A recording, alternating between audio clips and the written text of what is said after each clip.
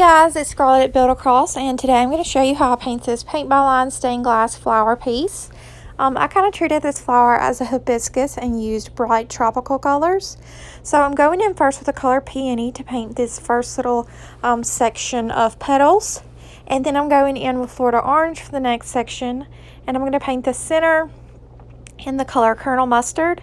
And now on the outer areas I'm going to do different shades of blue. So I went in with the color Peacock and the Gulf, and all these colors are chalk paint by Dixie Belle, and we do sell them on our website buildacross.com. And then I'm going to go around the edges and I'm going to paint that in a pretty green color, and this is Mint Julep, one of my favorites. And then once everything has been base coated, I'm going to allow everything plenty of time to dry, and then I'm going to go in with my Sharpie brushstroke marker. And I'm just going to outline everything following the lines that are etched into the cutout for me, so this step is super easy. You don't have to worry about freehanding anything, and then that will complete my project. Of course, you could go in and highlight it if you want to, but I left that off just for this stained glass look. So thank you guys so much for watching this, and I hope you have a great day.